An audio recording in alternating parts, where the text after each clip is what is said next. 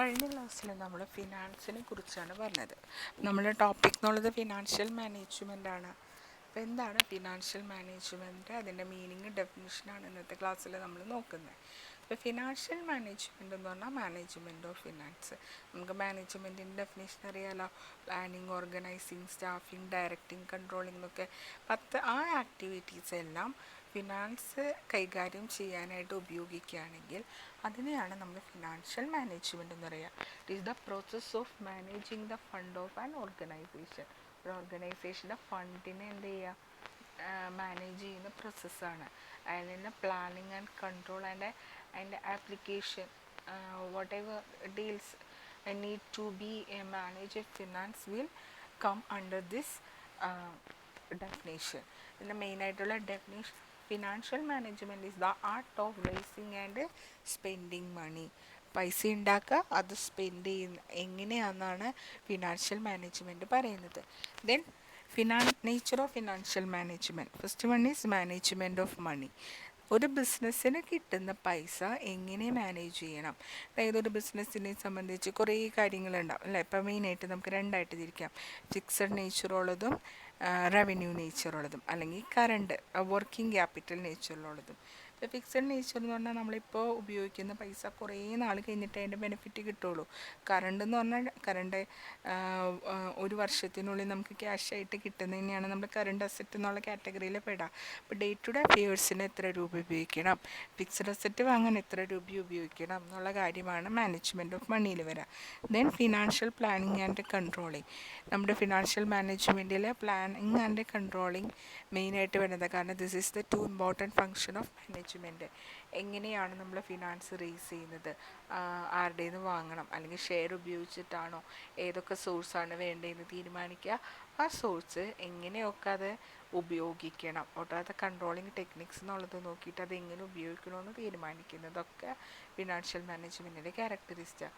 Then determination of business success. That is എങ്ങനെയാണോ നമ്മൾ fund ഉണ്ടാക്കുന്നത് അത് ഉപയോഗിച്ചിട്ടാണ് ബിസിനസ്സിൻ്റെ സക്സസ് അറിയാൻ പറ്റും. 100% ലോൺ എടുത്ത് തുടങ്ങിയൊരു ബിസിനസ് ആണെങ്കിൽ നമുക്കതിനെ സക്സസ് ഉണ്ടാവും എന്ന് പറയാൻ പറ്റില്ല. കാരണം ലാഭം ഉണ്ടെങ്കിൽ മാത്രമേ ഇവിടെ സക്സസ് ഉണ്ടാവുള്ളൂ. ഇപ്പോഴും എങ്ങനെയാണ് നമ്മൾ ആ ഫിനാൻസ് ഉപയോഗിക്കണേ എന്നുള്ളതിൻ്റെ അടിസ്ഥാനത്തിലാണ് സക്സസ് ഉണ്ടാവുക. ദെൻ ഡിസിഷൻ മേക്കിങ്ങിൻ്റെ എന്തൊരു കാര്യം എടുത്താലും finance is the life blood of business. ഇപ്പം നമ്മളൊരു ഡിസിഷൻ എടുത്തു, 2025 ആകുമ്പോഴേക്ക് ഇത്ര കോടി രൂപയുടെ ബിസിനസ് തുടങ്ങണമെന്ന് നമ്മൾ തീരുമാനം എടുത്തു. ആ തീരുമാനം നടപ്പിലാക്കണമെന്നുണ്ടെങ്കിൽ ഫിനാൻസ് വേണം. അപ്പോൾ ആ ഫിനാൻസാണ് ഓരോ ഡിസിഷൻ്റെയും ഫോക്കസായിട്ട് വരിക.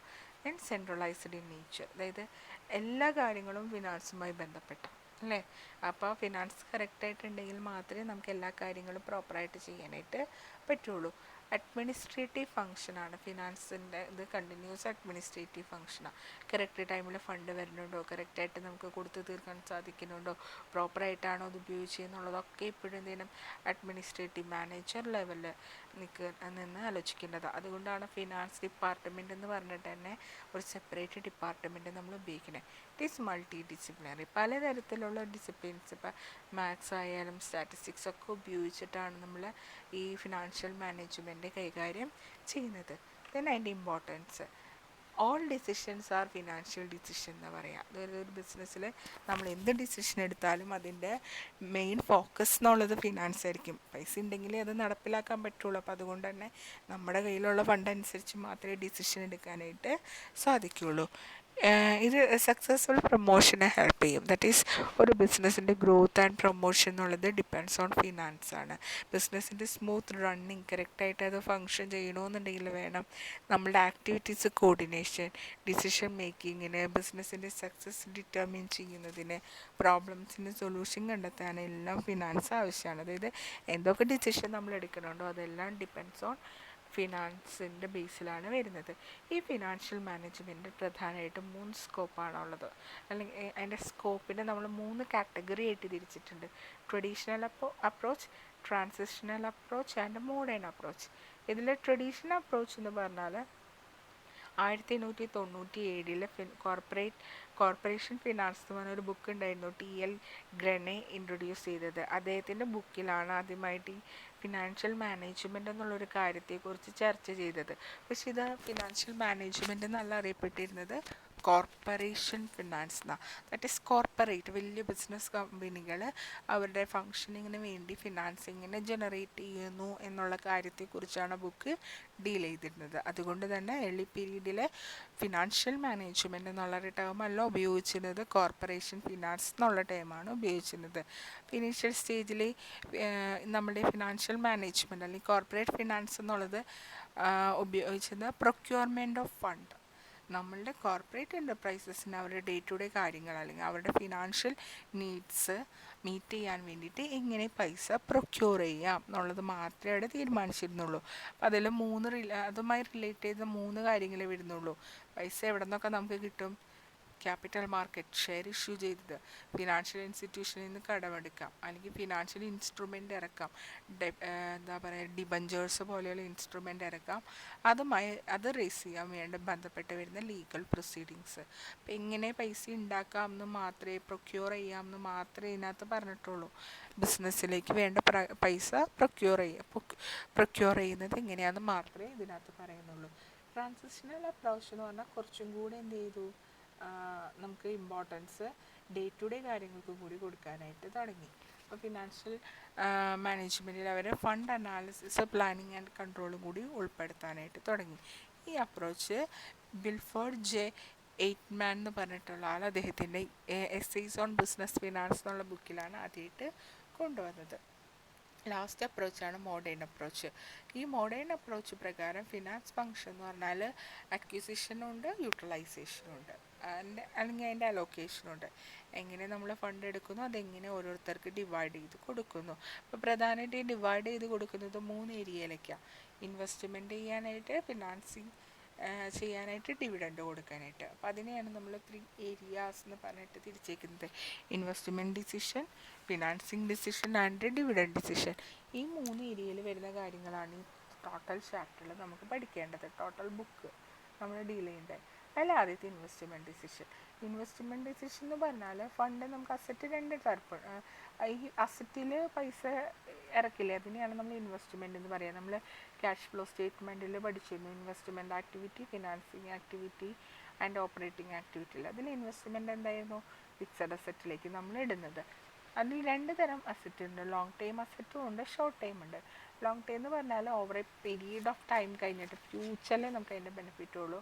ഷോർട്ട് ടൈം എന്ന് പറഞ്ഞാൽ വിത്തിൻ 1 ഇയർ നമുക്കത് കൺവേർട്ട് ചെയ്യാനായിട്ട് സാധിക്കും. അപ്പോൾ നമ്മൾക്ക് കിട്ടുന്ന പൈസ കൂടുതൽ ലോങ് ടൈമിലിടണോ ഷോർട്ട് ടൈമിലിടണോ എന്ന് തീരുമാനിക്കുന്നതിനെയാണ് നമ്മൾ ഇൻവെസ്റ്റ്മെൻറ്റ് ഡിസിഷൻ എന്ന് പറയുക. ഫോർ എക്സാമ്പിൾ പറയുകയാണെങ്കിൽ, സെയിൽസ് നടത്തി നമുക്ക് പൈസ കറക്റ്റായിട്ട് റോളിങ് നടക്കുന്ന ഒരു കമ്പനിയാണെന്ന് വിചാരിക്കും. അവരൊരു കടം എടുത്തു അല്ലെങ്കിൽ ഷെയർ ഇഷ്യൂ ചെയ്ത് പൈസ കിട്ടിക്കഴിഞ്ഞാൽ അവരെന്ത് ചെയ്യും? അത് ഉപയോഗിച്ചിട്ടൊരു പുതിയ മെഷീനറിയോ പുതിയ ബിൽഡിങ്ങോ അങ്ങനത്തെ എന്തെങ്കിലും എക്സ്ട്രാ വർക്കുകൾ ചെയ്യും. കാരണം ഡേ ടു ഡേ ആവശ്യത്തിനുള്ള പൈസ അവർക്ക് എന്ത് ചെയ്യുന്നുണ്ട്? അവരുടെ ഫണ്ട് റേസ് ചെയ്യുന്നുണ്ട്, അവിടെ സെയിൽസിൽ നിന്ന് റേസ് ചെയ്യുന്നുണ്ട്. ഇങ്ങനെ ലോങ് ടൈം അസറ്റിലാണ് ഇൻവെസ്റ്റ്മെൻറ്റ് നടത്തുന്നതെന്നുണ്ടെങ്കിൽ അതിന് നമ്മൾ പറയുന്നതാണ് ക്യാപിറ്റൽ ബഡ്ജറ്റിംഗ് എന്നുള്ളൊരു ടേമിലാണ് ഉൾപ്പെടുത്തുന്നത്. ഇമ്പോർട്ടൻ്റ് ടൈമാണ് ക്യാപിറ്റൽ ബഡ്ജറ്റിംഗ്. അതേസമയം ഷോർട്ട് ടൈം അസറ്റ് ആണെങ്കിൽ വർക്കിംഗ് ക്യാപിറ്റൽ മാനേജ്മെൻറ്റ് എന്നുള്ള ടേമിലാണ് ഉൾപ്പെടുത്തുക. ഇത് രണ്ടും വളരെ ഇമ്പോർട്ടൻ്റ് ആണ്, നമ്മൾ ഡീറ്റെയിൽ ആയിട്ട് പഠിക്കുന്നുണ്ട്. ദെൻ ഫിനാൻസിങ് ഡിസിഷൻ എന്ന് പറഞ്ഞാൽ ഏതൊക്കെ പ്രപ്പോർഷൻ എങ്ങനെയൊക്കെ ഉപയോഗിച്ചിട്ടാണ് സോഴ്സ് ഓഫ് ഫിനാൻസ് ഉണ്ടാക്കുക. സോഴ്സ് ഓഫ് ഫിനാൻസ് എന്ന് പറഞ്ഞാൽ നമ്മൾ +2 ക്ലാസ്സിലൊക്കെ പഠിക്കുന്നതാണ്. ഇക്വിറ്റി ഷെയർ ഇഷ്യൂ ചെയ്യാം, പ്രിഫറൻസ് ഷെയർ ഉണ്ട്, ഡിബഞ്ചേഴ്സ് ഉണ്ട്, ലോൺ എടുക്കണുണ്ട് അല്ലേ. ഈ 4 പ്രധാനമായിട്ട് ഏതൊക്കെ പ്രപ്പോർഷനിലാണ് ഫണ്ട് റേസ് ചെയ്യാൻ ഉപയോഗിക്കണേന്നാണ് ഫിനാൻസിങ് ഡിസിഷൻ പറയുന്നത്. അതായത് ചിലപ്പോൾ 10% ഇക്വിറ്റി ഷെയർ, 5% പ്രിഫറൻസ് ഷെയർ, 50% എന്താ ഡിബഞ്ചർ, ബാക്കിയുള്ളതൊക്കെ ലോൺ, അങ്ങനെയൊക്കെ ഡിഫറെൻറ്റ് പ്രപ്പോർഷൻ ഉണ്ട്. ആ പ്രപ്പോർഷൻ തീരുമാനിക്കുന്നത് ഫിനാൻസിങ് ഡിസിഷൻ്റെ അടിസ്ഥാനത്തിലാണ്. അപ്പോൾ അതുകൊണ്ട് തന്നെ ഫിനാൻസിങ് മിക്സ് അല്ലെങ്കിൽ ക്യാപിറ്റൽ സ്ട്രക്ചർ, ലിവറേജ്, ആ ടൈം ഓർത്തിരിക്കുക, ലിവറേജ് എന്ന് നമ്മൾ പറയുന്നത്. ലിവറേജ് റേഷ്യോ നമ്മൾ മാനേജ്മെൻറ്റ് അക്കൗണ്ടിങ്ങിൽ പഠിച്ചില്ലേ, സെയിം മോഡല് ലിവറേജ് വെച്ച് നമുക്ക് പഠിക്കാനുണ്ട്. ഈ സെമ്മിൽ നിങ്ങൾക്ക് പ്രധാനമായിട്ട് FM എന്നുള്ളൊരു പേപ്പർ കഴിഞ്ഞതിൻ്റെ ബാലൻസ് തന്നെയാണ്. നമുക്ക് മാനേജീരിയൽ ഡിസിഷൻ മേക്കിങ്ങിൻ്റെ ഒരു ഭാഗം പോലെയാണ് ഈ പേപ്പർ നമ്മൾ ഡീൽ ചെയ്യുന്നത്. ഇപ്പം ഇങ്ങനെ ഡിസിഷൻ ഉപയോഗിച്ച് ഡെറ്റ് ആൻഡ് ഇക്വിറ്റിയുടെ ഒരു എന്താ പറയുക ബാലൻസ് കൊണ്ടുവരാനായിട്ട് ഹെൽപ്പ് ചെയ്യും. Last one is dividend decision. നമുക്ക് കിട്ടുന്ന പൈസ മൊത്തം നമുക്ക് എന്ത് ചെയ്യാൻ പറ്റില്ല, ഡിവിഡൻ്റായിട്ട് ഡിസ്ട്രിബ്യൂട്ട് ചെയ്യാൻ പറ്റില്ല.